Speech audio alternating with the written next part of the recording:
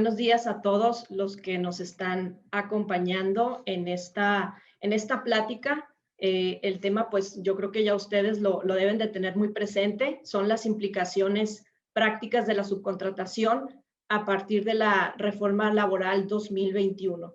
Entonces, pues creo que vamos a tener un tema súper interesante que hoy en día lo estamos viendo con una diversidad de dudas, diferentes criterios, pero bueno, aquí lo que tratamos de hacer pues es creo que analizar muy bien esas cuestiones prácticas que hoy en día están por ahí generándonos un poquito de duda. Y bueno, pues vamos a tener a expertos de la materia que sin duda nos van a ayudar mucho con sus comentarios. Entonces, de una manera muy breve me voy a permitir presentarlos. Vamos a tener con nosotros en el panel al contador Fausto Hernández, que es el socio director de la firma. Tenemos también a Audrey Franco, ella es también socio en el área fiscal y precios de transferencia. Tenemos a la contadora Vanessa Ochoa, socio fiscal y precios de transferencia. Y también, bueno, tenemos a Alejandra Durón, que es director de Seguridad Social y Nóminas, quien aparte, pues creo que trae el grosso de la plática y pues también nos va a dar muchos buenos comentarios prácticos, ¿no?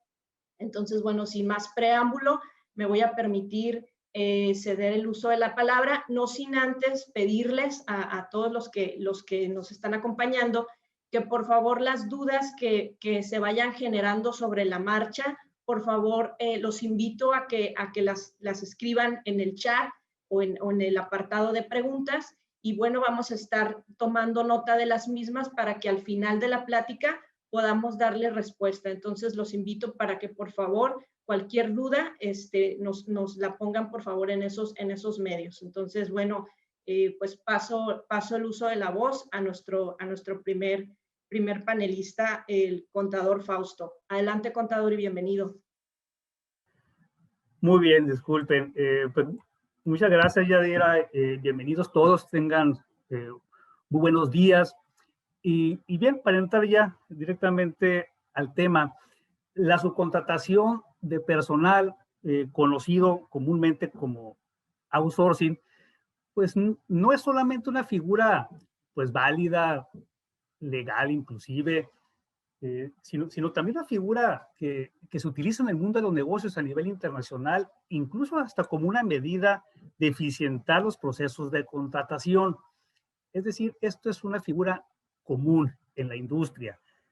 Sin embargo, creo que todos hemos sido testigos de cómo esta figura de servicio de outsourcing pues ha sido motivo de cuestionamiento, de discusión, de debate por el uso distorsionado que en algunos casos se le ha dado a la figura, pues afectando los derechos de los trabajadores y de una manera muy importante también afectando la recaudación, las finanzas públicas, al verse disminuidas las obligaciones patronales. Entonces, pues esta figura desafortunadamente al ser motivo de planeaciones fiscales indebidas, pues ha dado como consecuencia pues esfuerzos del gobierno pues para ir acorralando, disminuyendo este tipo de prácticas indebidas.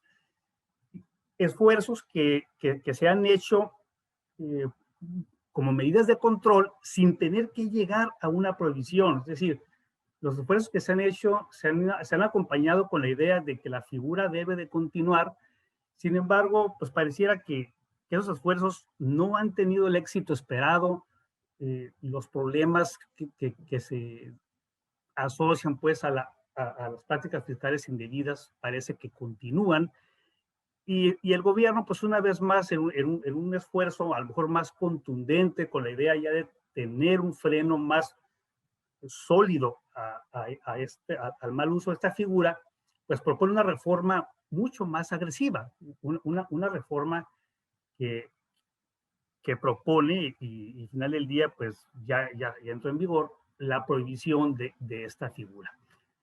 Y es de nueva cuenta, se expone pues como justificación, de nuevo, proteger, ¿verdad?, los derechos de los trabajadores, pero de una manera subrayando que un objetivo principal o uno de los objetivos principales es disminuir estas malas prácticas. Y por lo mismo, como este es un objetivo esencial de esta reforma laboral, disminuir las malas prácticas fiscales de planeación abusiva, esta reforma se conecta, se vincula pues, con otras disposiciones fiscales. La reforma laboral no viene sola, sino que se vincula con adecuaciones a la ley de impuestos de la renta, la ley del IVA, Código Fiscal, Seguro Social, porque, insisto, a pesar de que la ley federal del trabajo lo que busca son primordialmente cuidar los beneficios laborales, es una ley incluso social. En este caso, se coordina, se vincula con un propósito también de vigilancia fiscal, de vigilancia de contribuciones. Entonces, eso hace a este tema, pues, muy importante, muy sensible y que involucra, pues, a las áreas de cumplimiento, ¿verdad? En recursos humanos, en nóminas, en fiscal. Finalmente, esta reforma que no fue fácil que entrara al final del día en vigor, porque precisamente por su trascendencia, pues fue también motivo de revisión con el sector empresarial, se recibieron sugerencias, que algunas de ellas fueron tomadas en cuenta, pero lo esencial, que era la provisión de servicios de subcontratación personal, prevalece. Entonces, bueno, como ya lo comentó Yadira, la idea es aquí orientar nuestra plática, sí a los temas técnicos de la reforma, pero tratar de identificar, de compartir con ustedes los aspectos prácticos, el qué debo de hacer, el qué sigue, cómo me impacta, qué acciones debo de estar tomando entonces en mis empresas. Incluso, de otra manera, creo que no es un tema seguramente nuevo para todos ustedes, lo han estado escuchando en los medios, seguramente en otros foros. Entonces, pues la intención es poder aterrizar con ustedes los aspectos que hay que tomar en cuenta ya en la práctica, ¿no? Ya el que hacer la tarea, ¿no? Y bien, Yadira. Claro que sí. Pues bueno, como bien lo dice, contador, hay muchas interrogantes en este tema y yo creo que aquí lo que quisimos hacer fue, de cierta manera, ¿no? Consolidar esas preguntas que en general se están haciendo, ¿no? ¿Cuál es, pues, la subcontratación de personal está prohibida? Yo creo que es de las principales preguntas. ¿En qué caso se permite la subcontratación de personal? ¿Cuáles son los tiempos para reestructurar y o regularizar las empresas de subcontratación de personal? ¿Cuáles son las implicaciones prácticas en materia de ISR e IVA? ¿Y cuáles son las consecuencias en materia de incumplimiento? Entonces, creo que estas preguntas son de las que hoy en día todo el mundo nos hacemos con el tema de subcontratación. Y bueno, pues a lo largo de la plática, pues vamos a estar escuchando, ¿no? ¿Cuál es la opinión de los expertos en estos temas, ¿no? Entonces, continuamos. Y bien, y bueno, entonces, para resolver estas preguntas, más las que ustedes nos hagan el favor de presentarnos ahí en el chat, creo que es muy importante centrarnos directamente en los puntos torales de la reforma. Dejar a un lado a lo mejor algunos temas de forma o temas muy particulares, sino en qué se centra esta reforma laboral. Y lo podemos resumir de la siguiente forma. Número uno, la subcontratación de servicio personal está prohibida. Es una actividad que desde el punto de vista laboral, legal, ya no se puede llevar a cabo. Ah, caray, pues ¿cómo? Entonces, el personal que en este momento tengo a través de un outsourcing, las facturas que me mandan, ¿ya son prohibidas? Sí, la relación de servicios que implica transferencia de personal es una actividad simple, sencillamente prohibida por la ley. Es decir, parece que aquí el gobierno, como les comento, tuvo que llegar a este extremo, ¿no? A ver, no me han funcionado las medidas de control, pues mejor lo prohibimos, ¿no? Pero hay algunas excepciones, porque al final del día sí existen servicios que son necesariamente sujetos de una subcontratación. Entonces, sí hay servicios de subcontratación que se permiten, pero siempre y cuando sean especializados, que más adelante se va a dar el detalle de lo que implica este nuevo concepto. Y también dentro de lo que son servicios especializados, aquellos que se realizan dentro de empresas de un mismo grupo. Lo que a lo mejor, coloquialmente, a lo mejor le decíamos el insourcing, ¿no? Entonces, sí, la prohibición tiene excepciones, y yo creo que en esa parte de las excepciones es donde puede haber la mayor parte de dudas, la mayor parte de cuestionamientos, porque lo que es el servicio de personal tradicional, de recibir gente a través de un outsourcing, creo que no hay mucha duda. Simplemente al estar prohibido, pues lo que sigue es eliminar ese servicio, lo que sigue es transferir los empleados en estos centros de trabajo, y con todo, desde luego, las implicaciones alrededor de esto, pero tal vez no haya mucha duda, como si pudiera haber en el alcance de los servicios especializados.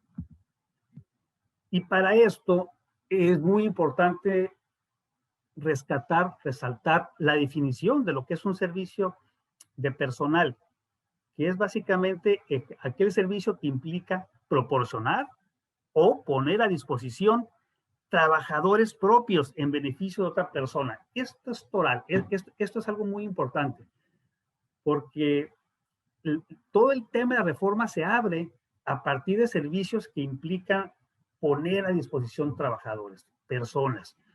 Pues este servicio que me contratas de limpieza, de vigilancia, de asesoría, de mantenimiento, te lo voy a dar mandándote gente a la cual tú le das instrucciones, de la cual tú dispones. Estamos en la definición, ¿verdad? Y bueno, y si no es especializado, sabemos pues que es prohibido, pero esta es la llave de entrada. Creo que esto es lo que abre la caja, ¿no? A ver, ¿hay personal que se pone a disposición, sí o no? Si la respuesta es no, en nuestra opinión, creo que pues ya ni le seguimos, ya no estamos en la reforma. Ahora bien, regresando al servicio de personal, el prohibido, el que no tiene duda, es ¿cuál es la consecuencia fiscal a partir de la reforma? Pues que simple y sencillamente sus efectos fiscales se eliminan. Es decir, ni es deducible la partida, ni es acreditable el IVA, ¿verdad? Inclusive, el manejo de un servicio prohibido califica como defraudación fiscal. Es decir, en un caso extremo, pues quien proporciona el servicio y eventualmente quien lo recibe se puede ver involucrado en un tema de defraudación con consecuencias penales. Así de extremo, ¿no? Puede ser este caso, ¿no? Del manejo del servicio personal. Entonces, creo que los mensajes son clarísimos, ¿no? No lo hagas, ¿no? Además de los efectos fiscales de la deducibilidad, de la declaración fiscal, incluso hay multas en materia laboral, multas que puede sancionar la Secretaría del Trabajo y Previsión Social, en un rango de 179,000 a 4.4 millones de pesos. Entonces, imagínense lo que puede implicar estar involucrado en un tema de este tipo. No deducible la partida, debo el ISR, no acredito el IVA, me puede involucrar en un tema de defraudación fiscal con consecuencias penales y todavía pase por favor a pagar su multa, ¿no? de 4 millones. Entonces sí es un tema con el que no se puede incurrir en un riesgo, es decir, tiene que estar perfectamente claro lo que se hace o no se hace en materia de contratación de servicios. Y bueno, muy importante las transiciones. Esta reforma se publica el 23 de abril y entra en vigor a partir del 26 de abril. A partir de ahí se manejan ciertas transiciones. Sin embargo, lo primero que hay que mencionar es que estrictamente para los servicios de personal prohibidos no hay una transición. Es importante subrayarlo porque creo que ha sido un comentario general y hasta cierto punto aceptado el que contamos con 90 días. Para todos los efectos. Y sí, tenemos periodos en esta transición de 90 días, algunos aspectos que más adelante se van a ir comentando. Y Y tenemos también otra transición muy importante, que esa es muy clara. Las reformas en materia fiscal que califican esa partida como no deducible, lo que ya vimos como defraudación, etcétera, entran en vigor el 1 de agosto. Entonces, de alguna manera creo que en el entorno se respira este ambiente de transición, ¿verdad? 90 días para ciertos temas laborales y de seguro social y fiscales hasta el 1 de agosto. Sin embargo, esto sin dejar de mencionar que textualmente no tenemos una transición para el servicio prohibido.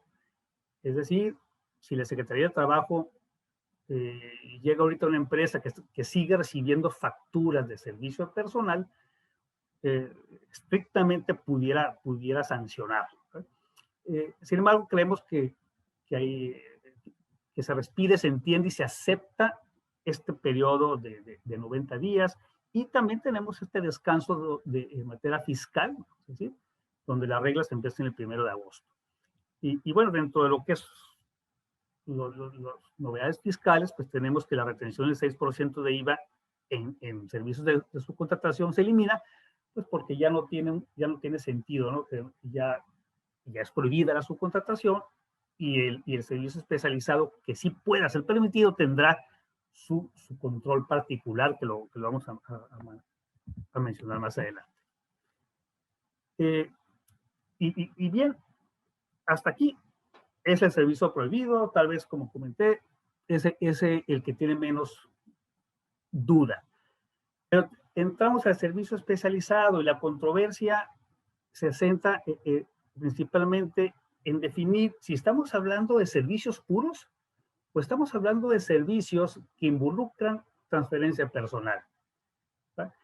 ¿Y por qué la controversia? Yo creo que principalmente porque el texto no lo distingue con claridad. Si vemos la disposición aislada, pareciera que habla de servicios en general y que solamente se requiere de la característica de especialización. Sin embargo, en el contexto de la reforma, en la intención y vocación de una reforma laboral y a donde va todo esto, que es la protección también de los trabajadores, creemos que también el servicio especializado que regula este nuevo esquema es el que involucra poner a disposición de los clientes el personal que va a recibir instrucciones, indicaciones del propio cliente. Insisto, esto creo que es un tema de controversia, incluso de discusión técnica profesional, pero habrá que ver incluso las posturas que vaya tomando la autoridad. Por eso va a ser muy importante, y más adelante se van a comentar, las reglas que dé a conocer la Secretaría del Trabajo para el funcionamiento del registro, y creo que eso va a ir marcando una pauta, ¿no?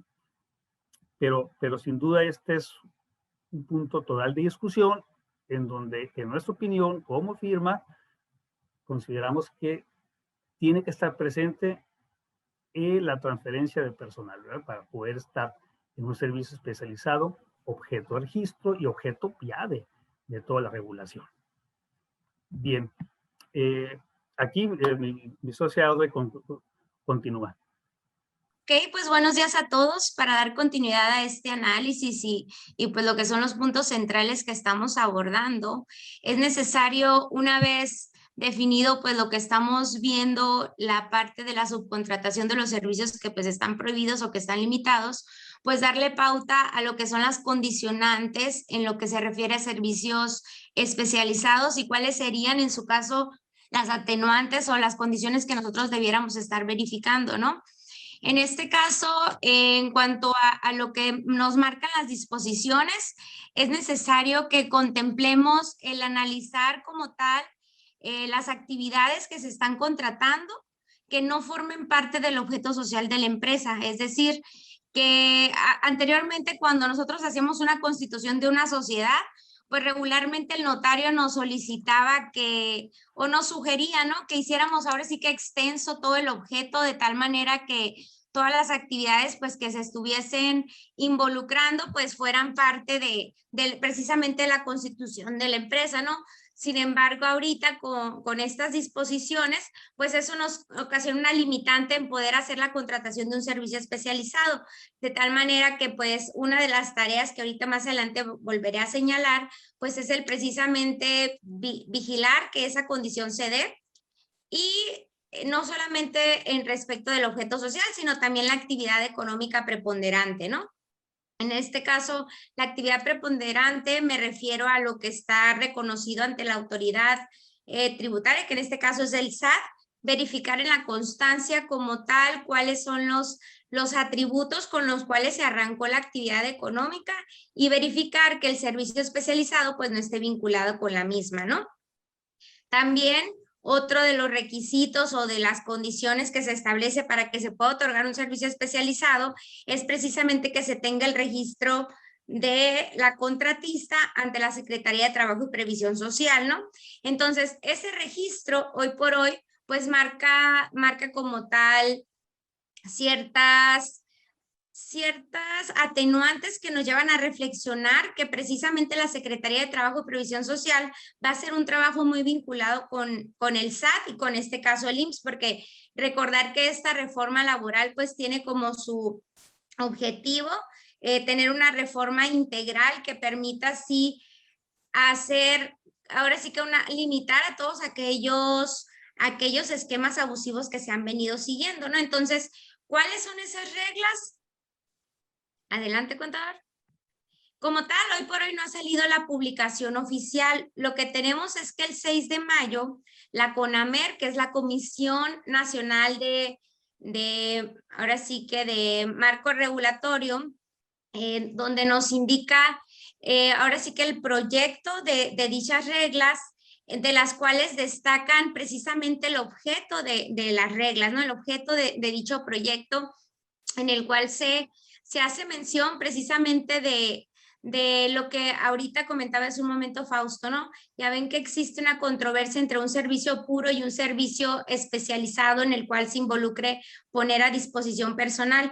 Con el objeto de estas reglas o a través de indicarnos cuál es el objetivo precisamente de obtener dicho registro, que las contratistas obtengan dicho registro, pues se tiene que, en cuanto a definición, la autoridad sí está contemplando el que en un servicio especializado se ponga a disposición personal, ¿no?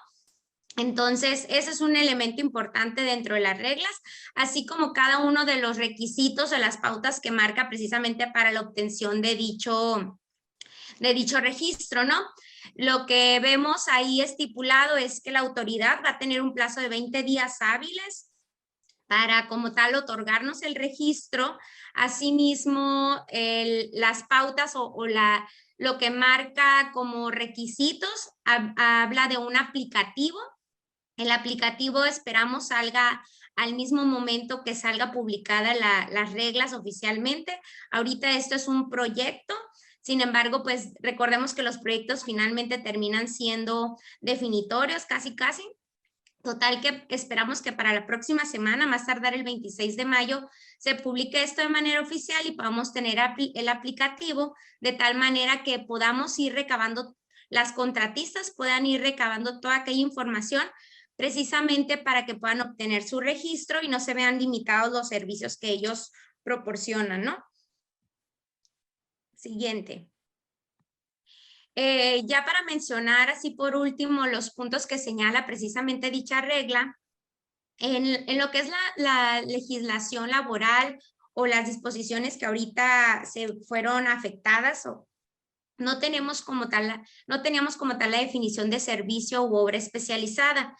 Lo que sí teníamos pues eran las condicionantes, ¿no? Sin embargo, a través de las reglas estas que se van a publicar, pues sí se encuentra la definición de servicio u obra especializada, en el cual se señala que como tal un servicio especializado se atenúa por tener servicios que otorgan valor agregado y que tienen por cierto sustento alguna capacitación, algún permiso, alguna licencia, y todos se otorgan a través de cierta actividad particular, cierta actividad distintiva que permite ahora sí que al contratante beneficiarse, por ejemplo, de un servicio de limpieza especializado, de un servicio a lo mejor contratado de vigilancia, que son los que en sí podemos ver como citar a manera de ejemplo, ¿no? Donde los cuales pues van a tener tanto el equipamiento, tecnología, activos y maquinaria y sobre todo el personal especializado pues precisamente para otorgar el servicio, ¿no? Entonces eso también es parte de los puntos más relevantes que vamos a ver descritos en estas reglas, ¿sí? Ahora bien, una vez que pues ya conocemos cuáles son las condicionantes y ahora sí el enfoque que se le quiere dar al servicio especializado, pues es necesario nosotros hacer una verificación y confirmar precisamente con lo que es el objeto social, el acta constitutiva de las empresas, en este caso de la contratista, pues, de la contratante, perdón, el que las actividades que se vayan a recibir por parte de la contratista pues no formen parte del objeto social.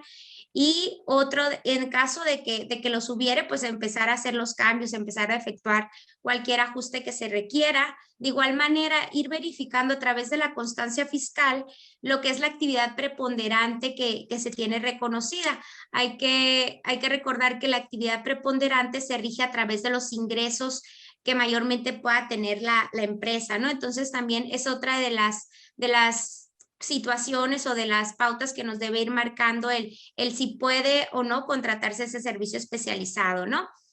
Además, una vez que pues ya se tenga el contrato de contratar el servicio especializado, pues sí empezar a verificar las claves de productos o servicios, porque como parte del código pues también se deben atender al catálogo, luego entonces es importante ir verificando los códigos, ¿no? Ahora, en materia de deducción y de acreditamiento del IVA, pues también se marca ya la pauta de lo que va a ser los requisitos para la deducibilidad y el acreditamiento del IVA. Recordarán que en disposiciones previas, pues esto ya se venía ahora sí que solicitando a través de una regla y total que se retoma y se hace hincapié que para poder hacer deducible el gasto y poder acreditar dicho IVA, es necesario, pues, punto principal es que se verifique que se tenga el registro ante la Secretaría, que se solicite la copia de los timbrados de los ahora sí que los trabajadores que fueron puestos a disposición, que se reciba la comprobación de que las declaraciones de ICR fueron pagadas, asimismo la declaración de IVA por parte de la contratista y lo que es la copia de los pagos de contribuciones de seguridad social, ¿no? Y Infonavit. En este caso, pues ahora sí que se tendrá que hacer una tarea de control interno, pues para llevar a cabo esta verificación y pues no correr un riesgo de no deducibilidad, ¿no? Entonces, hasta este punto, pues ya conocemos en sí las reglas de manera general que se verán publicadas a más tardar la próxima semana y los requisitos de deducibilidad y la aplicación del acreditamiento del IVA una vez que se tenga pues estos servicios contratados, qué control se le tendría que estar dando, así como la tarea principal de ir verificando los objetos sociales y en su caso la actividad económica para ver si existiera alguna situación que merite un cambio, pues irlo previendo, ¿no? Hasta aquí mi participación. Gracias. Muy buenos días.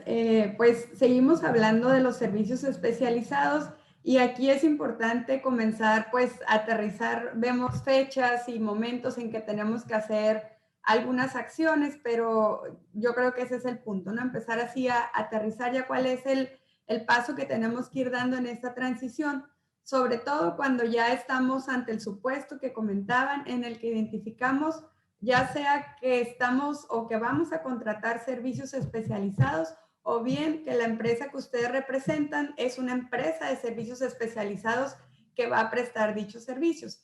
Entonces, tenemos plazos de transición que nos marca el decreto que ya se ha venido comentando, en el que nos establece 30 días naturales para que la Secretaría del Trabajo proporcione esas reglas que ya nos comentaba Audrey, para el aplicativo y para los lineamientos que ha de seguir la empresa que se va a registrar.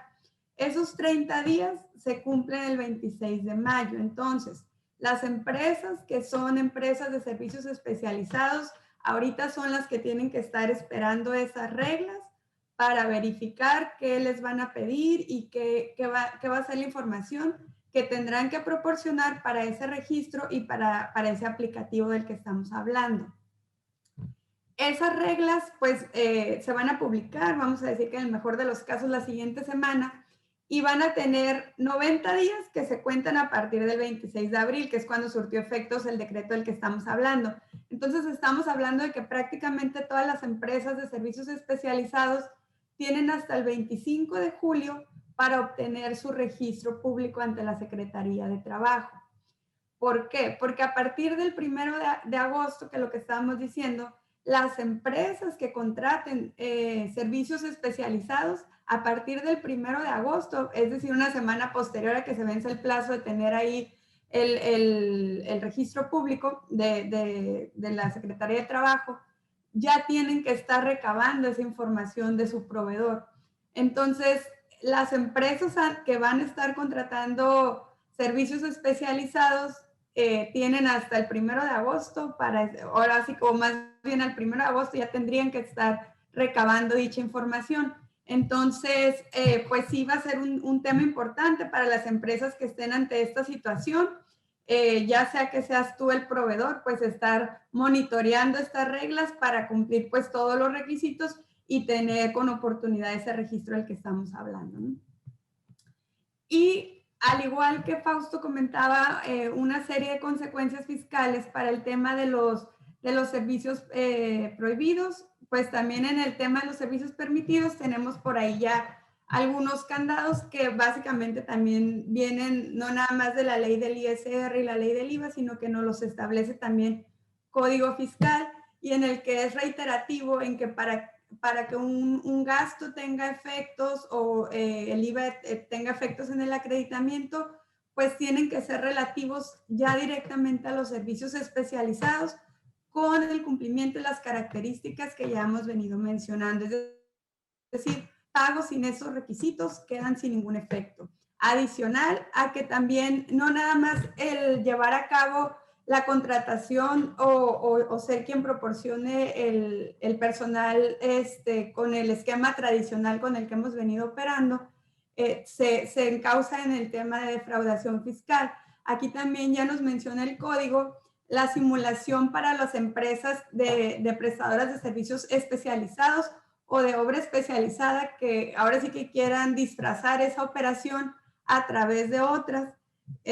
Para que pueda ser deducible, ¿no? Pero sin cumplir con todos los requisitos o lo que estamos hablando. Entonces, esas simulaciones de esas tres cosas nos pueden llevar al tema de tipificar esas operaciones en la defraudación fiscal y pues con tintes penales como ya lo conocemos, ¿no?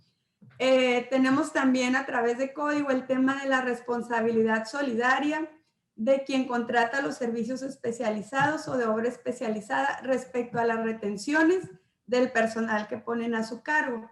Entonces, esto es como comentaba Audrey, realmente creo que de alguna manera estamos familiarizados con todo esto por lo que venía ya del tema del aplicativo y lo que hemos venido ya manejando, solamente pues que ya está, voy a decir que muy encauzado a los servicios que son permitidos con las características que ya estamos mencionando, ¿no?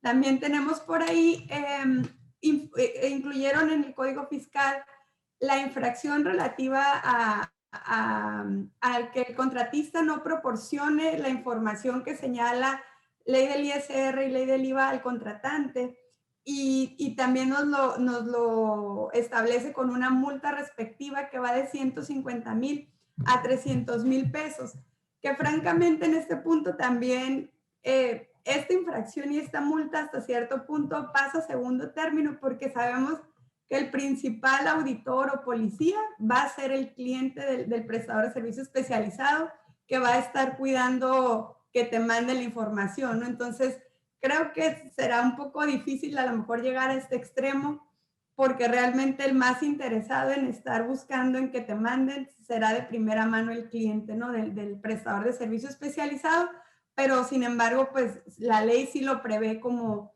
una infracción más con su respectiva multa, por la información que no se esté entregando, ¿no? Y las multas pues van de 150,000 a 300,000 y te habla de por cada obligación de entregar información y que no se esté mandando, que aquí a lo mejor inclusive entenderíamos pues la información te la debieran de proporcionar inclusive mensual, ¿no? Porque te habla de declaraciones y pues finalmente es parte de lo que hay que estar cumpliendo. Entonces, esta infracción y esta multa va muy encaminada al contratista, que básicamente es el prestador del servicio especializado. Y bueno, pasando aquí a otro tema, que es el tema del servicio especializado intragrupo. Aquí es muy importante esclarecer que el servicio especializado intragrupo a lo mejor normalmente lo venimos asociando con un sistema de insourcing, ¿no? Y pues que es de una manera regular como vienen operando las empresas aquí en la región, que a veces tienen pues una empresa prestadora de servicio del personal para las demás empresas de grupo. Sin embargo, aquí señalar que el tema de especializados intragrupo nos lo establece o nos lo liga directamente con la ley de mercado de valores.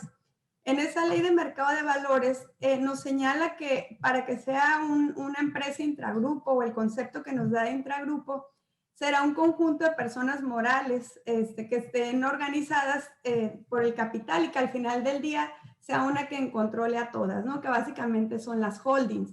Entonces, realmente son pocos los grupos que a lo mejor ahorita en la región están tan estructurados de esta manera que les pudiera ser aplicado esto y que al final se remite a que tienes que cumplir finalmente con el tema de lo que ya señala como especializado, ¿no? De que prestas un servicio que no sea objeto del objeto social de quien le prestas el servicio, o de su actividad económica. Entonces, al final del día, las empresas que hoy por hoy son insourcing o que manejan sus grupos, finalmente tendrán que adherirse a las reglas generales que estamos ahorita ya comentando para ver realmente si están ante la prestación de un servicio prohibido o especializado, pero con las generalidades ya comentadas. Es decir, una empresa insourcing o una empresa intragrupo finalmente se tiene que apegar también a lo que ya hoy por hoy hay, ¿no?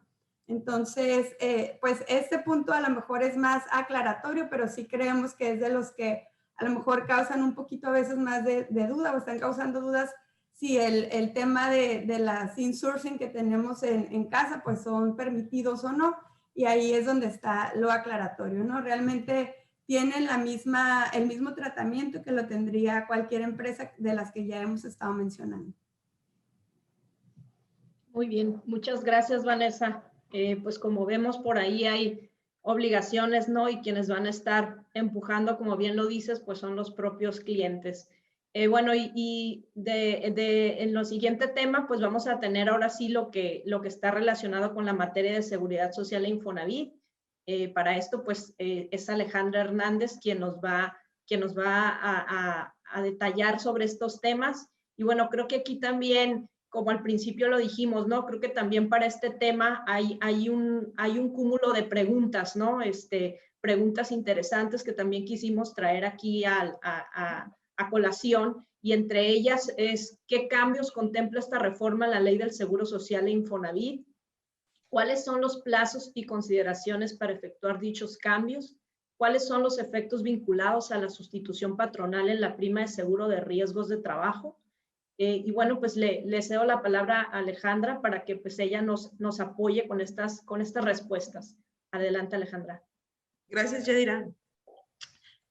Bueno, básicamente esta reforma, ¿por qué nos llama tanto la atención?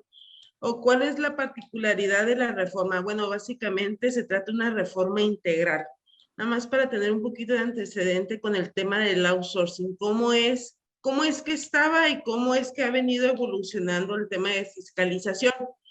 El servicio de outsourcing como tal no es reciente, es una práctica que tiene muchísimos años que ha existido. Sin embargo, fue en 2009 cuando inicia el primer intento de regularizar la subcontratación de personal, y eso es a través del Seguro Social. Posteriormente, 2012, inicia o intenta la Ley Federal de Trabajo regular, en donde se incluye el artículo 15A. Este intento de regularización, pues la realidad es que no funcionó. El plan de fiscalización que se tenía como tal no dio resultado. Tan es así que hoy, en esta reforma integral, en donde no solamente estamos regulando, se está regulando una ley, sino se están regulando varias a la vez, situación que no teníamos en periodos anteriores o en reformas anteriores. En 2021 es una eliminación a lo que anteriormente se venía intentando regular. Para efectos de seguro social, esta reforma, el punto trascendental principal es básicamente la eliminación del otorgamiento de registros patronales por clase. Pero esta eliminación es retroactiva. ¿Qué es lo que ocurre? Bueno, a todas las prestadoras de servicio de personal, ya sea especializado o no, tienen un periodo de 90 días para que se traspase el personal a la empresa, ahora sí a la empresa beneficiaria, que hasta hoy es beneficiaria, y en su caso, las empresas prestadoras de servicio de personal que sí cuentan con un servicio especializado, estas también deberán de identificar su clase a la que le corresponde. ¿Por qué? Porque la modalidad de registro patronal por clase desaparece. ¿Qué es lo que ocurre? Bueno, pues básicamente las empresas, será el patrón quien tiene que tener cuidado con hacer los cambios durante este periodo de 90 días. ¿Por qué? Porque si una vez pasando estos periodos 90 días, el instituto dará de baja los registros patronales. Entonces, sí, nada más habrá que tener cuidado. El punto principal referente a los registros patronales va enfocado tanto para la beneficiaria como a la prestadora del servicio al día de hoy. Una de las practicidades que intenta la autoridad o que brinda como alternativa a la autoridad es básicamente la sustitución patronal, promoviéndola como un trámite simplificado que permita el traspaso de personal de manera ordenada, adecuada y resguardando los intereses de los trabajadores, muy en particular respetando la antigüedad y beneficios de cada uno de ellos. Las alternativas que se brindan para que se lleve a cabo la sustitución patronal, según lo enunciado, son dos. Una, escritorio virtual, y otra de manera presencial, directamente en la subdelegación que le corresponde al domicilio fiscal de su registro patronal. Hay que tener en cuenta en el escritorio virtual, esto es a través del uso de la FIEL. De la FIEL, tanto del representante del legal como de la empresa. Hay que tener cuidado con la FIEL, hay que revisar que estén vigentes, hay que validar que no tengan problema al ingresar al escritorio virtual. Todas estas situaciones parecieran situaciones ordinarias, pero la realidad es que por el tema ahora sí de las citas con el SAT puede entorpecer el proceso de sustitución patronal. El proceso a través del escritorio virtual, la realidad es que efectivamente es muy simplificado y más que nada porque te va guiando el mismo sistema o en su caso vas adjuntando la documentación de manera escaneada. Para efectos del trámite presencial, básicamente, ¿qué es la diferencia? Bueno, pues hay muchísima diferencia. Una, pues que hay que acudir directamente a la subdelegación.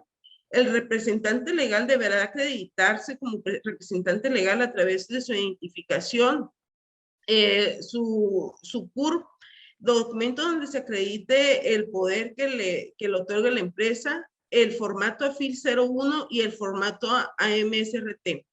Ambos formatos, al igual que el trámite presencial, se llevan a cabo en el escritorio virtual. Sin embargo, como se los comentaba, el escritorio virtual es muy amigable, entonces paso a paso va dándote entrada al llenado de esos formatos. ¿Podemos continuar con todo, por favor?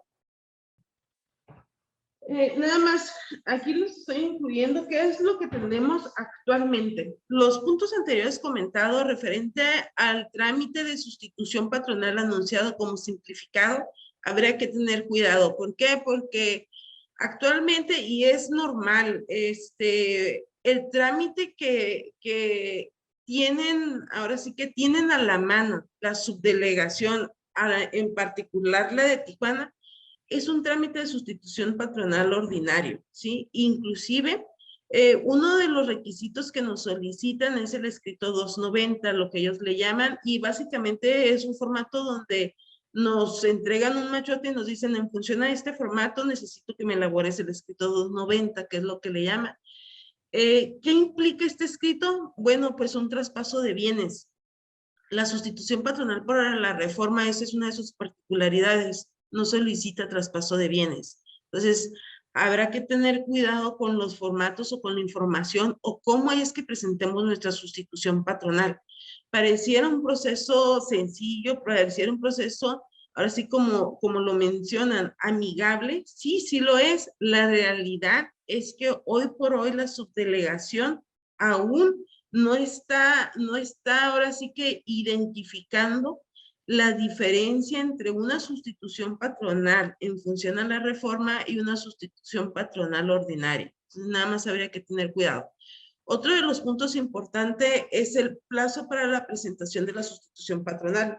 Aquí hay que poner atención en el sentido de que si bien la reforma nos contempla un periodo de 90 días para que se dé la sustitución patronal, en la Ley de Seguro Social y en su reglamento se contempla que una vez que se dé la sustitución patronal, tenemos 5 días hábiles para presentar el trámite, ¿sí? Entonces hay que cuidar nada más estos dos plazos, que sea dentro de los 90 días y que sea dentro de estos 90 días, 5 días posteriores para presentar, perdón, hasta 5 días para realizar el trámite correspondiente.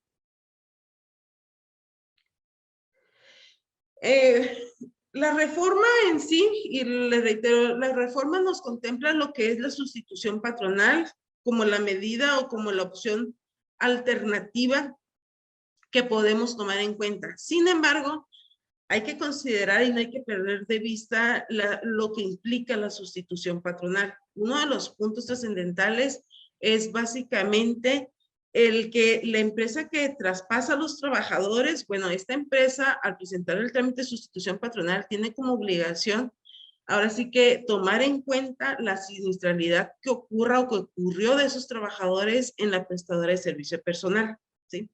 Entonces, no es nada más presentar la sustitución patronal, hay que tener en cuenta que no es la única opción viable para realizar el traspaso del personal. Habría que analizar caso por caso qué es lo más conveniente.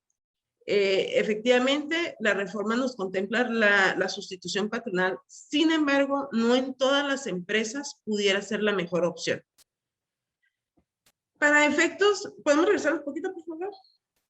Para efectos de que la sustitución patronal fluya en caso de que así lo requieran, es indispensable, les sugiero tener un acercamiento con la subdelegación del Seguro Social del registro patronal de la empresa beneficiaria, perdón, de la empresa prestadora del servicio, estados de adeudos. ¿Por qué? Si llegan a hacer la sustitución patronal, uno de los puntos que revisa el instituto son los adeudos que tiene la empresa que hasta hoy es empresa, ahora sí que prestadora de servicios, que es la empresa sustituida. Lo mismo, el mismo proceso de validación de los créditos hay que hacerlo a través del portal empresarial del Infonavit. Hasta ahorita el Infonavit no ha dado a conocer particularidades o reglas, pero lo que al día de hoy vivimos es que para un proceso de sustitución patronal hay que tener, ahora sí que lo más posible depurado o en su caso depuración total de los adeudos señalados tanto por parte del Seguro Social como por parte del Infonavit.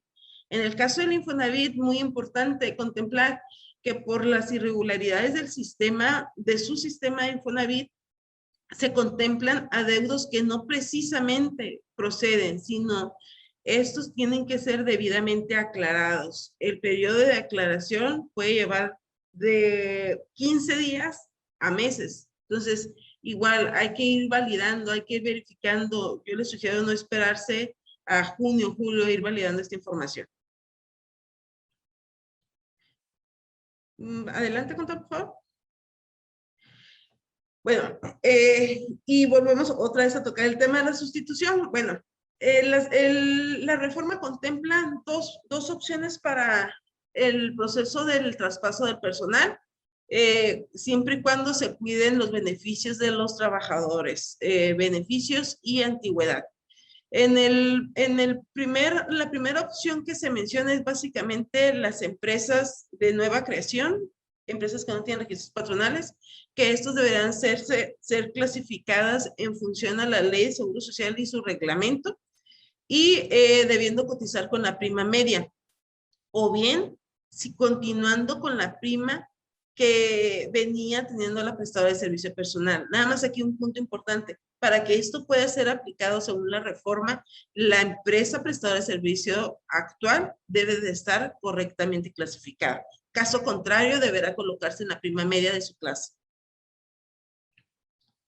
Y la segunda opción, ¿qué es lo que ocurre? Bueno, es una prima de riesgo ponderada.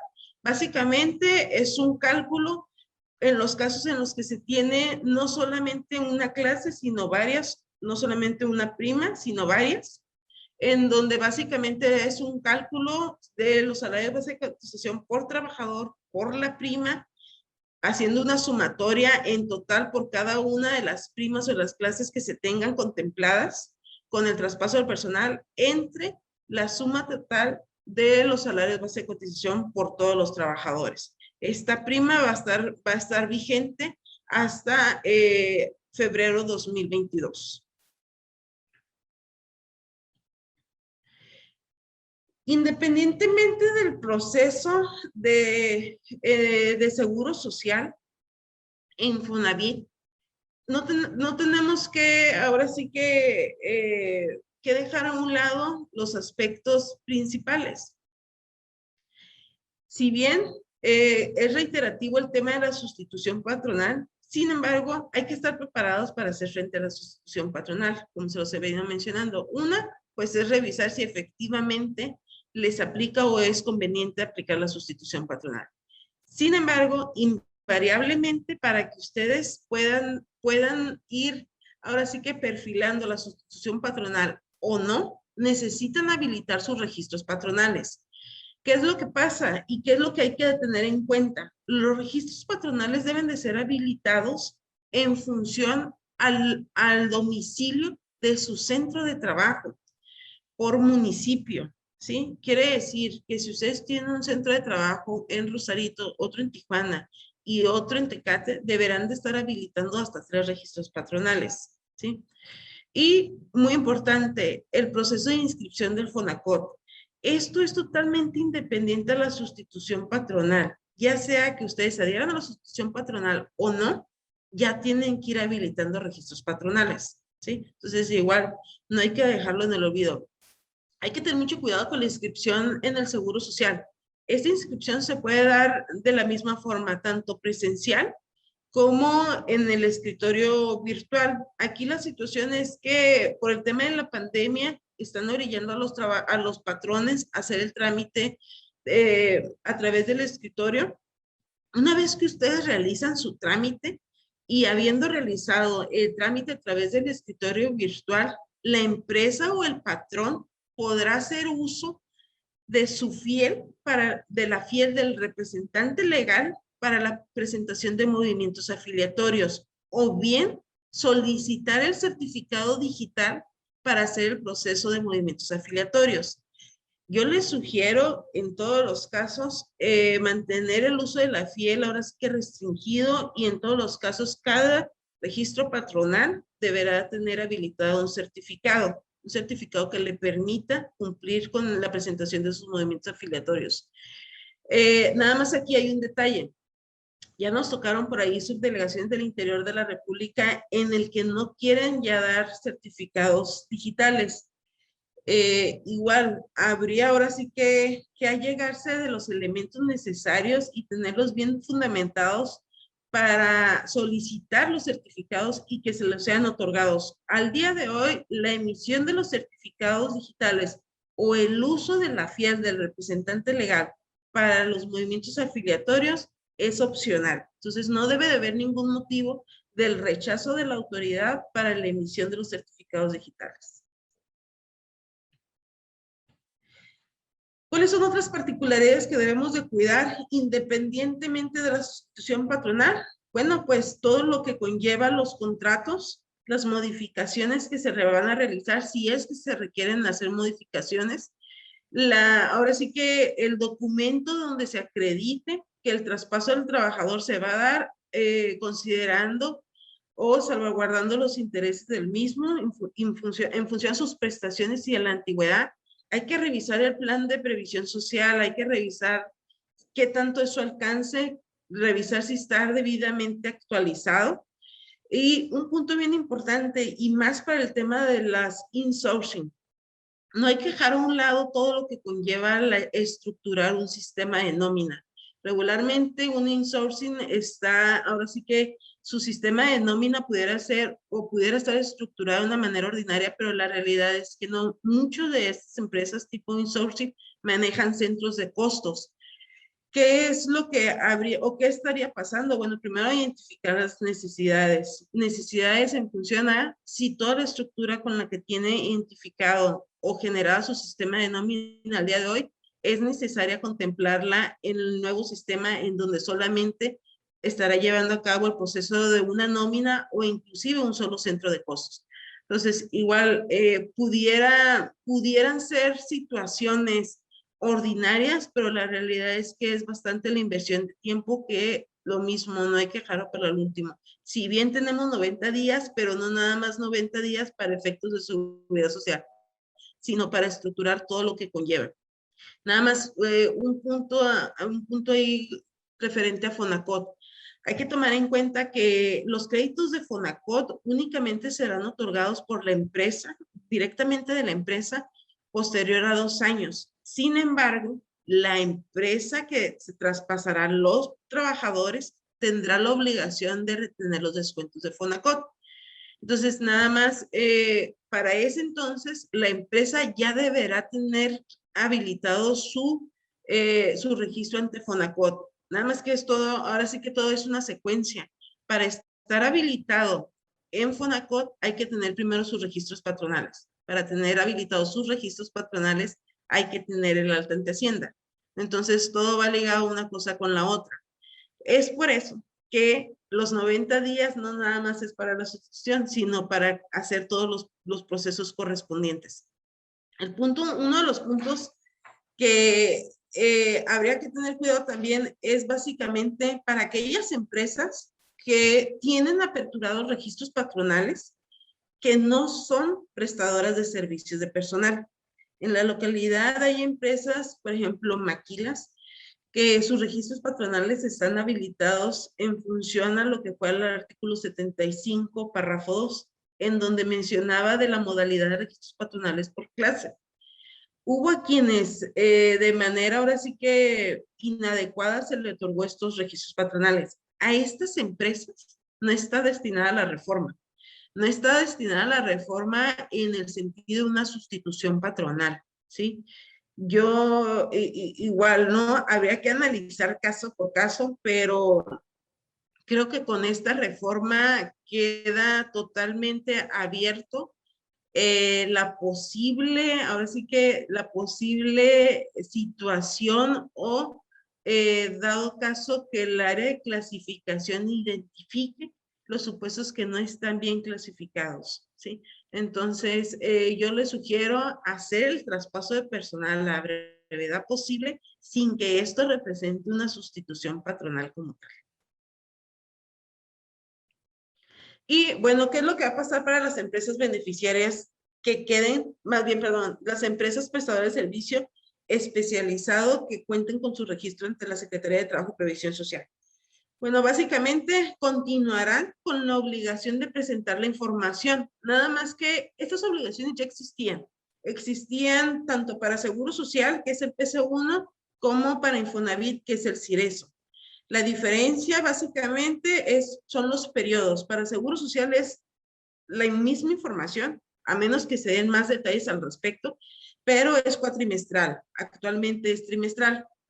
En el punto importante es para efectos de Infonavit, en donde se contempla que dentro de esta información se estará presentando la determinación del salario base de cotización del personal que pongamos a disposición. Entonces, todavía no salen las reglas a detalles, todavía no salen los formatos como tal, los layouts como tal que debemos de presentar, pero igual habría que estar al pendiente. Un punto bien importante es las empresas que vayan a hacer el traspaso de su personal, ¿sí? De una prestadora de servicio, hay que revisar y hay que validar que la prestadora del servicio concluya con su obligación de presentar los movimientos trimestrales ante el Seguro Social y ante el Infonavit. Es importante, es importante que al momento de concluir la relación entre la prestadora actual y el beneficiario, se tenga ahora sí que la certeza del cumplimiento adecuado, inclusive solicitarle la opinión de cumplimiento, tanto para Seguro Social como para Infonavit. Y bueno, pues básicamente lo que les venía comentando, únicamente en el sentido de las multas, bueno, pues la multa va de 500 a 2,000 UMAS por el incumplimiento de la presentación cuatrimestral. Y antes de cederle la palabra a la contadora Vanessa, reiterarles, por favor, que cualquier duda, por favor, nos la hagan saber para aprovechar al final darles respuesta, o cualquier comentario también. Adelante, Vanessa. Bueno, pues resumiendo todos los plazos y las fechas que hemos estado escuchando de 90, 30 y ver cuándo finalmente, cuál es el plazo para cada cosa o cuándo entró en vigor cada cosa, pues nos permitimos hacer este recuadro, ¿no? En el que básicamente les estamos informando cuándo entra en vigor o cuál es la fecha de vencimiento para cada obligación. En materia laboral, traemos las reformas que se efectuaron en materia de la Ley Federal del Trabajo, que esta entró en vigor a partir del 26 de abril, ¿no? Y que, como comentaba Fausto en un inicio, pues a partir de esa fecha, la subcontratación de personal ordinario, pues ya es una operación que no es permitida, ¿no? Las requisitos previstos para el tema de la expedición del permiso público, del registro público, mejor dicho, esa tiene vencimiento el 26 de mayo para que la autoridad nos dé a conocer esos lineamientos y esas empresas que van a prestar el servicio especializado, pues tengan la oportunidad de conocer con oportunidad y empezar a actuar en consecuencia para la obtención de dicho registro. Entonces, esa fecha es el 26 de mayo. Y el siguiente punto en materia laboral es el que tenemos que conocer, es la fecha de vencimiento, cuándo es el plazo donde tenemos que tener ya el registro, ¿no? Que es el 25 de julio, como ya se los comentaba anteriormente. Entonces, en materia laboral, esos son los tres plazos que tenemos que tener claros, ¿no? En materia de seguridad social, el plazo que tenemos tanto para las empresas de dar de baja por clases, que ya ahorita comentaba Alejandra, o para la presentación de la información cuatrimestral, nos da 90 días naturales a partir de la entrada en vigor, que básicamente es el 25 de julio. En materia de seguridad social, las reglas para la presentación de la información cuatrimestral está a partir del 25 de julio. Por ahí hay unas reglas que comentaba Alejandra ahorita que todavía no conocemos del todo y que esas son las que hay por definir para la obligación de esta información. Y por último, el tema de todo lo que tiene que ver con lo fiscal, que es el Código Fiscal de la Federación, la ley del ISR, que básicamente es el recabar información y demás, así como del IVA, incluyendo ya la derogación por ahí de la fracción del 1A, que te habla de la retención del 6%, todo eso se aplaza al 1 de agosto. Entonces, pues esto sería a grosso modo el resumen de las fechas que tenemos que tener claras para la presentación de la información o el cumplimiento que tenemos que llevar a cabo, ¿no? Bien, digo que hasta aquí es a nuestro juicio los puntos más importantes y que sobre todo se conectan con algún quehacer, con alguna decisión. Y bien, a manera de resumen, de reflexión, pasar a la siguiente lámina. Pues, ¿a qué nos lleva esto? Pues bueno, primeramente creo que a identificar aquella relación de servicios que tenemos, por un lado, con nuestros proveedores. Si son prohibidos, pues ya sabemos que simplemente hay que cancelarlos, y las implicaciones son entonces del plan de trabajo que se tiene que hacer para la transferencia. Con todo esto que nos comentó Alejandra, yo creo que ahí hay que hacer un plan de trabajo ya, porque tenemos los 90 días, pero para su conclusión, para su aplicación. Y bueno, identificar también en esa relación de servicios con los proveedores aquello que califique como especializado, para ya irlo tratando, irlo comentando con los proveedores, irles notificando que van a requerir registro, porque ustedes no van a poder aceptar una factura a partir del 1 de agosto si no tiene el número de registro. Aquí una disculpa porque la lámina ya no avanza, ¿no? Perdón. Y bueno, también hacia el interior, yo creo que hay unas tareas que hay que identificar con la relación con nuestros proveedores, pero también dentro de los grupos. Creo que es sumamente común la prestadora de servicios internos, y ahí también hay una tarea muy similar que hacer, pero hacia el interior. De nuevo, si es un servicio interno que califique como prohibido, simple y sencillamente eso se elimina para transferir los empleados a los centros de trabajo con su respectivo plan de trabajo. Pero puede ser también que dentro de los servicios internos existan algunos que califiquen como especializados, pero sí tomar la decisión de que eso implica tener una empresa registrada con todos los puntos que ya se comentaron. Entonces, desde luego, identificar aquellas labores que puedan implicar un tema de control o de proceso interno. Si vamos a recibir empleados que antes estaban en un outsourcing, pues lo que ya comentó Alejandra, ¿no? El tema de llevar una nómina en el interior de la empresa, qué sistema, de qué forma, y todo eso pues lleva una implicación práctica, incluso del personal y de los recursos que se tienen para llevar eventualmente las nóminas y ubicarlas adecuadamente en materia de riesgo. Entonces, tal vez en resumen, esas son a nuestro juicio las acciones que nos pone esta nueva reforma en frente de nosotros. Desde luego, pues una prohibición que a nuestro juicio creo que no tiene marcha atrás. Difícilmente esto va a regresar a lo que estábamos acostumbrados. Y la vocación del servicio de outsourcing se tendrá que regresar a su origen. Es decir, hay un servicio de intermediación que sí sigue siendo permitido, y la propia reforma lo aclara perfectamente.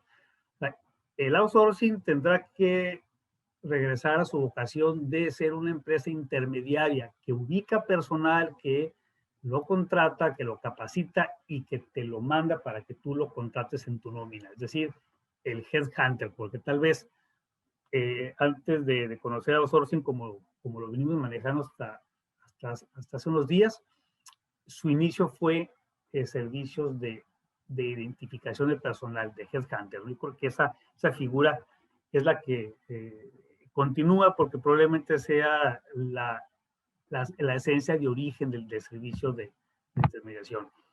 Y bien, mencionar que desde luego dentro de lo que los empresarios estuvieron poniendo en la mesa de discusión para que esta reforma se concluyera, era el tema del PTU. Reconociendo incluso que una razón también que fue provocando el manejo de insourcing de empresas que reunían a los trabajadores era el tema del PTU. Eso fue también una motivación, pero al mismo tiempo también un perjuicio. Entonces, al final del día, lo que se incorpora a esta reforma, escuchando esta inquietud del sector empresarial, es que el PTU se tope. Su procedimiento no cambia, el PTU sigue siendo el 10% sobre la base fiscal, pero su monto se topa a 3 meses de salario, o bien el promedio del PTU que se haya recibido en los últimos 3 años, lo que sea mayor, lo que mejor favorezca. Tal vez inicialmente escucharon en algunos medios, inclusive nuestro presidente llegó a comentar que esto era un beneficio logrado y que se garantizaba un PTU de 3 meses. Pero muchas veces las noticias se distorsionan un poco en los medios de comunicación, pero no es que se haya conseguido un PTU de 3 meses para los trabajadores, es al revés, se topa. De hecho, esto es una medida en beneficio de las empresas, no en beneficio de los trabajadores. Lo que pasa es que el trabajador se va a beneficiar con el PTU por el simple hecho de ser transferido de un outsourcing al centro de trabajo. Ahí ya tiene su beneficio. Un beneficio que va a estar topado a 3 meses. Incluso les comentaría que quienes por cálculo recibían un PTU de 4 o 5 meses, al contrario, esos trabajadores finalmente se están viendo perjudicados porque ahora van a tener un tope de 3 meses. Esto es un tema que aplica para el PTU que se va a pagar en el ejercicio ya del 2022. Es decir, estamos hablando de PTU del 21 que se distribuye más tarde en mayo del 22, tendrá que tener estas reglas, ¿no? Por lo pronto, lo que se está pagando en este mes de mayo, las reglas como las conocemos. Y bien, hasta aquí, pues por un lado agradecerle su atención, pero no sin antes dar un espacio para atender sus preguntas, sus comentarios, lo que nos hayan hecho el favor de enviarnos por el chat y también cualquier comentario adicional de parte de mis socias, de la directora de la práctica, Alejandra, podemos aprovechar este espacio. Yadira. Claro que sí, contador. Pues bueno, creo que tenemos hasta ahorita dos preguntas que yo creo que, bueno, se vieron, pero me gustaría tener la cortesía de leerlas y solo confirmar por parte de ustedes la respuesta, ¿no? Me voy a permitir leer la primera. La primera dice, ¿a partir de qué fecha ya no se efectuará la retención del 6%? No sé, Vanessa, si gustas. Sí, como lo comentábamos, todo lo que tiene que ver con las reformas en materia de la ley del IVA, ley del ISR y código, entran a partir del 1 de agosto. Entonces, a partir de esa fecha ya esperarías pues no estar efectuando la retención ni recibiendo tampoco comprobantes con las mismas. Muchas gracias, Vanessa. Y bueno, también la última que tenemos aquí, contador, que bueno, pues usted tocó ese último tema, pero igual confirmar la respuesta a quien la hizo. Dice, buen día, duda en cuanto al tope máximo de PTU, se dice que son 3 meses de salario, ¿serían 3 meses de salario base? Lo que pasa es que el monto se determina conforme al procedimiento que conocemos. Eso no cambia, es decir, tenemos una base fiscal por el 10%, y el monto se divide en 2 partes. Ya sabemos que el 50% se distribuye en función de tu salario y el 50% en función de tus días trabajados.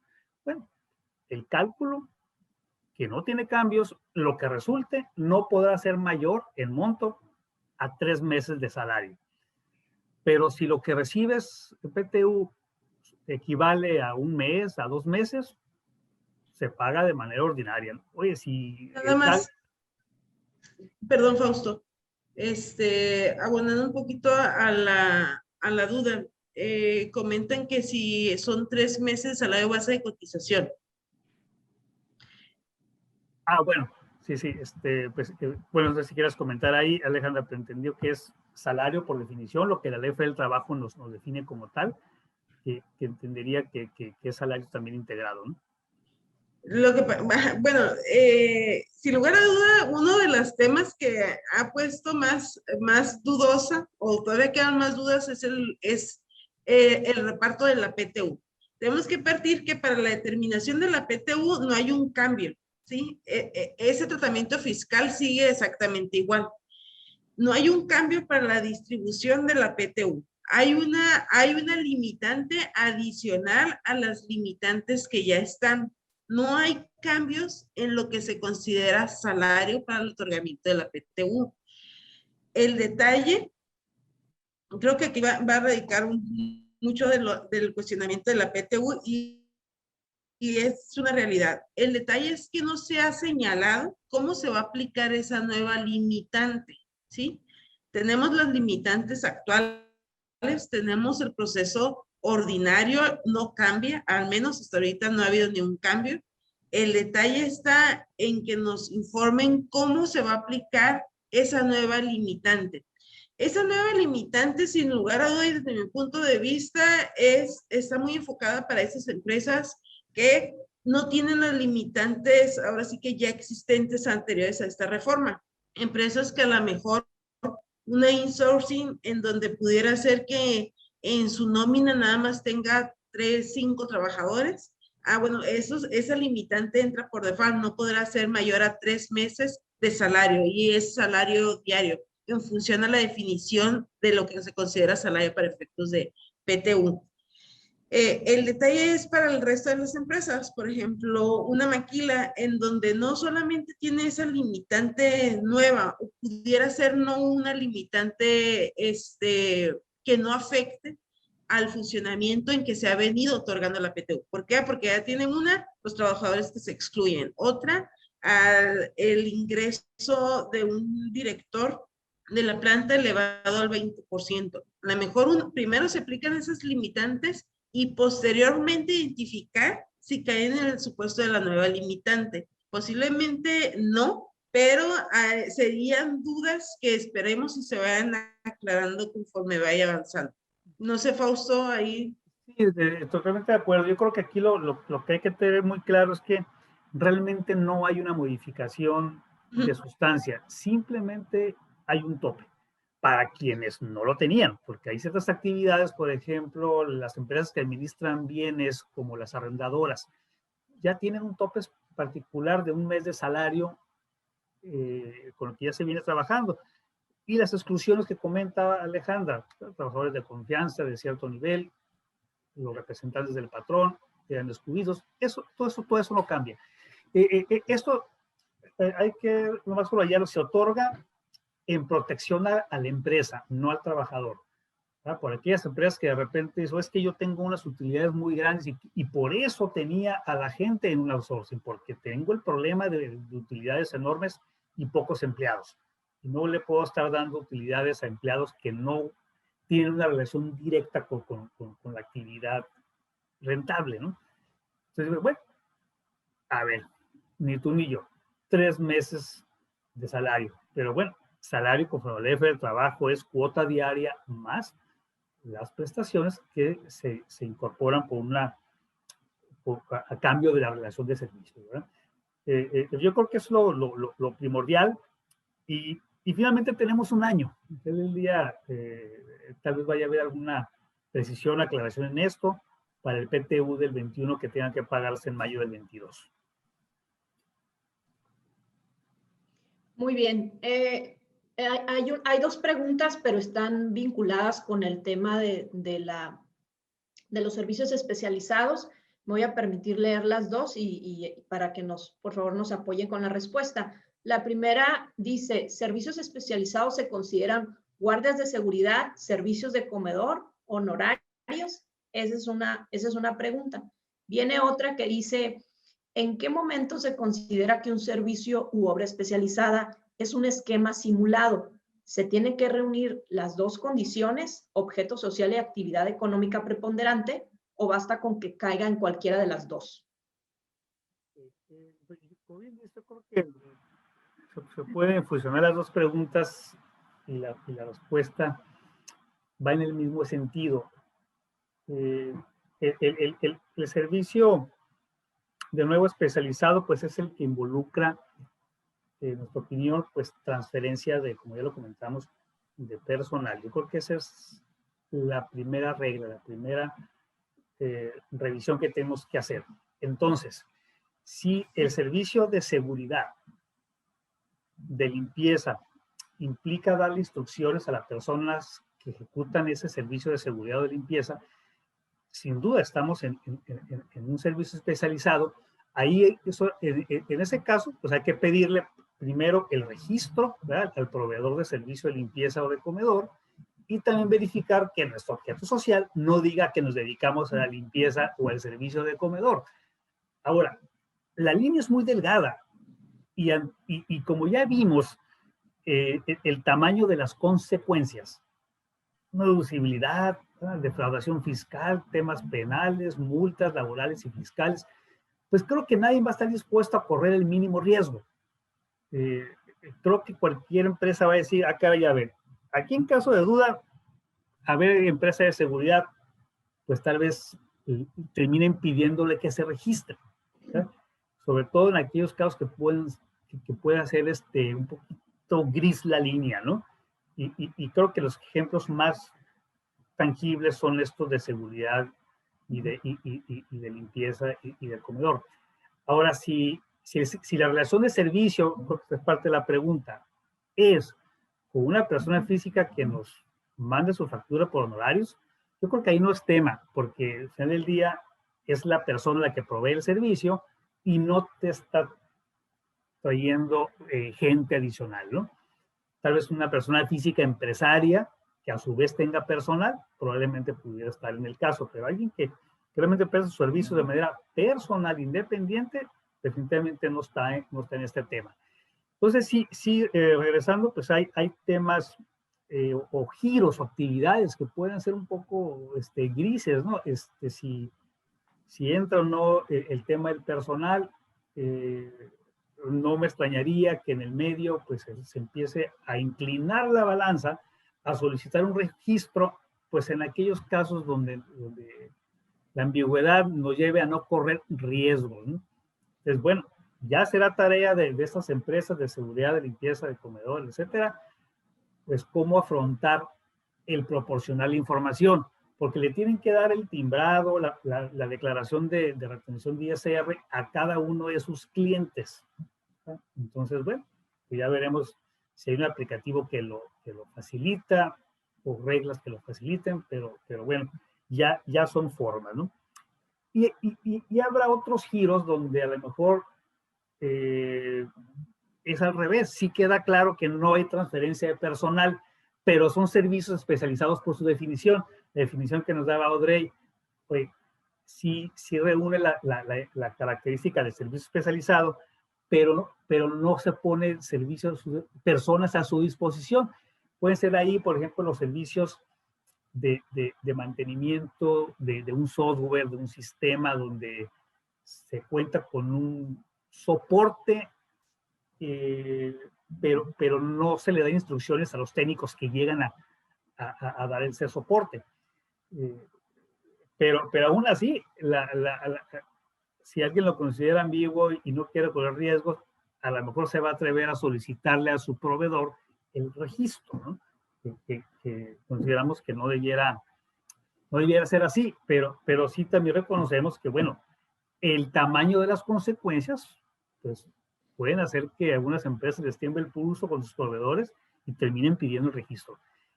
¿Y cómo se brinca a temas de simulación? Bueno, los temas de simulación son aquellos que no tienen una sustancia, que no son reales y que son operaciones estructuradas para un propósito fiscal, ¿no? Es decir, la simulación tiene que estar presente pues en aquellos casos donde realmente no se dice que se manda personal y no se manda, o se dice al revés, que no se manda personal y sí se manda. Oye, yo no mando personal, pero la realidad es que sí, es decir, y existe desde luego la simulación, la defraudación equiparada o la que nos puede meter en un problema por no reunir los requisitos de cuáles, lo que ya se comentó, proveer ese servicio, ya sea prohibido o especializado sin registro. Sí, eso también nos puede meter. O sea, hay un tema de defraudación que es simplemente por hacer algo que no es permitido, pero están las reglas de simulación, ¿no? Al hacer operaciones que como su nombre lo dice, son simuladas, no corresponden a una realidad, ¿no? No sé si hay algún comentario adicional aquí de parte de mis socias o hay alguna otra pregunta, ¿no? mi parte no. Por aquí están preguntando el tema del periodo de renovación precisamente de este registro que estamos hablando. La renovación se hace cada 3 años y hay un periodo previo para precisamente gestionar esta renovación. Hay que recordar que este registro pues va a haber un aplicativo como tal, que es el que propiamente estamos esperando para la próxima semana, anticipándome un poco también a las respuestas, ¿no? Igual nada más, abordando un poquito a lo que comentaba Fausto, respecto a si este tipo de empresas o servicios se consideran dentro de esta reforma. Efectivamente, soliciten su registro para efecto ahora sí que de no tener ningún inconveniente, y ahora sí que a falta de claridad soliciten ese registro. Bueno, entonces las prestadoras del servicio especializado también habrá que tener cuidado con el personal que se les envía. ¿Por qué? Porque hay que tomar en cuenta que ese personal será reportado a través de la información que se presente por parte del Seguro Social y por parte del Infonavit. Y muy importante, en el tema de Infonavit hay que recordar que va relacionado con la integración del salario de base de cotización. Entonces, habría que revisar más a detalle una vez que salga el layout de este Infonavit, si en una de esas información se detalle cuántos fueron los días que esa persona estuvo involucrada en la empresa o prestó servicios en la empresa. ¿Por qué? Inclusive habrá empresas prestadoras de servicio que no se tiene la claridad si la reforma va hacia ese tipo de servicios, en donde el personal no se asigna por días, sino a lo mejor por horas, ¿sí? Entonces, igual, nada más habría que empezar a identificar todo lo que deriva el sí obtener un registro ante la Secretaría de Trabajo cuando pudiera ser que no les aplica. Por eso es que una postura, entre comillas, conservadora puede acarrear otro tipo de problemas. Por eso hay que analizarlo con cuidado y ojalá que, digamos, la generalidad empiece a sentar, identificar solamente aquellos donde efectivamente hay transferencia de personal. De hecho, la propia reforma, cuando cita el servicio especializado, menciona incluso que es necesario indicar en los contratos de trabajo cuántas personas se involucran. Sí. Además, lo que ya ha comentado Drey, ¿no? el objeto de las reglas, si se publican, claramente establece que eso está dirigido a las empresas especializadas que transfieren el uso del personal o ponen a disposición. Yo creo que todo está diseñado, orientado al manejo de gente, al manejo de personal. ¿Qué sentido tendría o cuál sería la razón para que la Secretaría del Trabajo, cuya vocación es cuidar al trabajador, quiera tener el registro de todas las prestadoras de servicios? Imagínense cuántos servicios, cuántas empresas de servicio existen, incluyendo nosotros. Nosotros también somos prestadores de servicio, pero no somos una empresa, un despacho que pone a su disposición su personal al cliente, ¿no? Yo creo que habría que distinguir esa línea, ¿no? La vocación de vigilancia de beneficios y derechos laborales. Y claro, sin dejar de mencionar, como dijimos de un principio, que lo que empuja esto es una preocupación de esquemas de evasión fiscal. Entonces, sí, también hay que reconocer que la vinculación que va a tener esto con la vigilancia que hace el SAT, el Seguro Social, el Infonavit, pues sí, nos puede a lo mejor llevar a que por intención efectivamente sí sea vigilar e identificar a todas las prestadoras de servicio, ¿no? Ya como una acción coordinada, como una acción que en conjunto busca vigilar todo el servicio. Creemos que ahorita como está redactada la ley y como vienen las reglas, pues que todavía no se publican, creemos que no es así, que se limita únicamente a manejo de personal, ¿no? Pero bueno, creo que es un tema para el tipo de decisiones que se tienen que tomar. Por lo pronto, lo que está muy en blanco y negro, pues es aquel outsourcing tradicional del que se recibe personal, ya sea interno o externo. Ese es prohibido, inclusive de nuevo mencionar que no hay transición y que pues tenemos que estar haciendo el plan de trabajo con todas las consideraciones que mencionó Alejandra en materia de seguridad social. Y reiterarles que, bueno, para eso nosotros también estamos aquí para orientarlos, pero también para apoyarlos. Muchos de ustedes conocen a Alejandra como directora de la práctica de seguridad social y nóminas. Es su experiencia, su especialidad y ha estado pues muy involucrada en el punto y coma de todo esto, ¿no? Y como saben, bueno, tiene una infraestructura y un personal y recursos para incluso manejar nóminas, ¿no? Pero no sé si hay alguna pregunta, un comentario adicional. Están dos preguntas.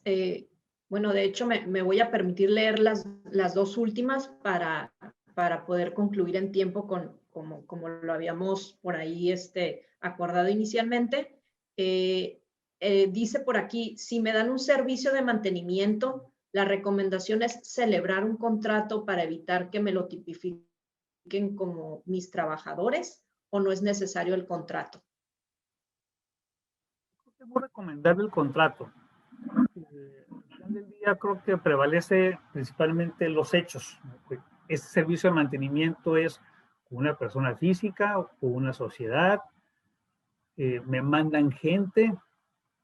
Y si me mandan gente para hacer el servicio, dispongo de ellos. En fin, creo que primero hay que revisar esto en los hechos, en las circunstancias reales del caso. Si resulta que no hay transferencia de manejo de personal, desde luego que es muy importante que un contrato lo refuerce, ¿no?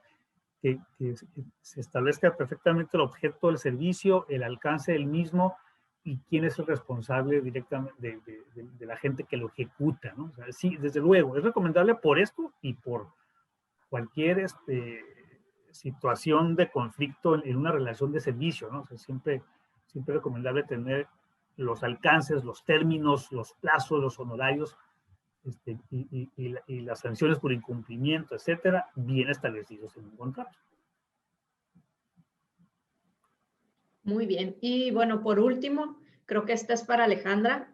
Dice, los recibos de nómina que debe entregar la contratista al contratante por los trabajadores puestos a su disposición, ¿deben estar firmados por los trabajadores o es suficiente que entregue los recibos electrónicos?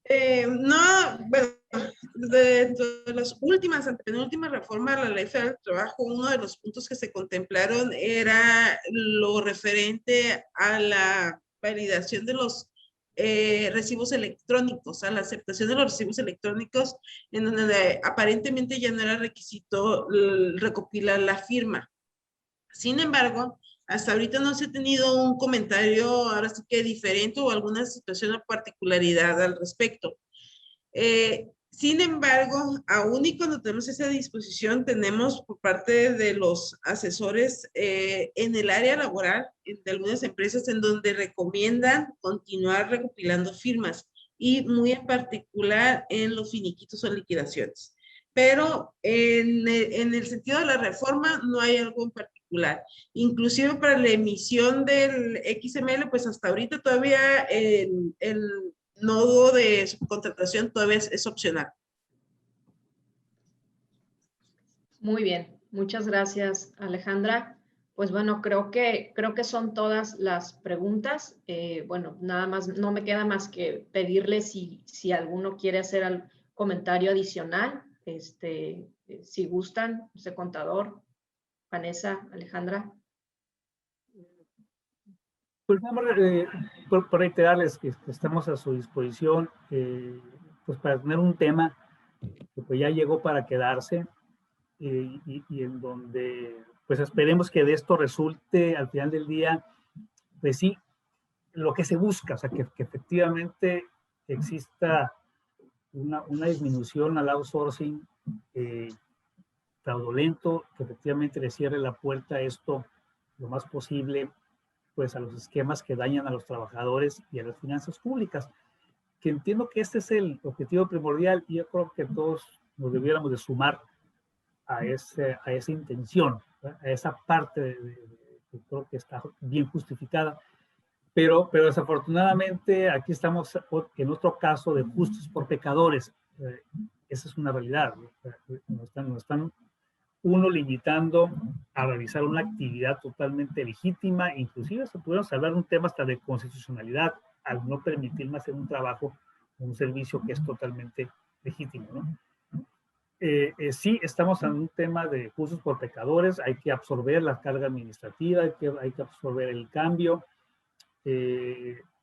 Lo que nos toca pues es hacer un buen plan de trabajo para que no se ejecute esto de manera accidentada o a destiempo y esperando que, bueno, sí exista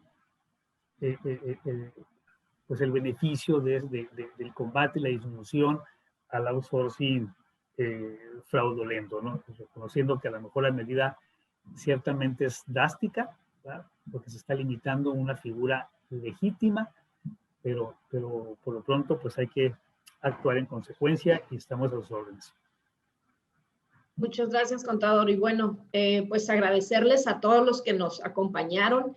Como se podrán dar cuenta, como se habrán dado cuenta, creo que la intención de la firma fue, creo que establecer, ¿no?, puntos muy finos de todo este tema y pues siempre poniéndonos a la orden de todos ustedes, porque bueno, pues hoy en día con este tema vemos un cúmulo y un bombardeo de información que bueno, alguna información de pronto es un poquito incierta o con criterios diferentes que pues nos generan muchas dudas, ¿no? Entonces, pues la idea era darles estos puntos finos y bueno, pues agradecerles, decirles que quien esté interesado en la presentación nos puede poner en el correo a lo mejor su correo y se los podemos hacer llegar sin ningún problema. Entonces, pues nuevamente muchas gracias. Gracias a los panelistas, al contador Fausto, Alejandra, Vanessa, Audrey, y pues que tengan todos un excelente día.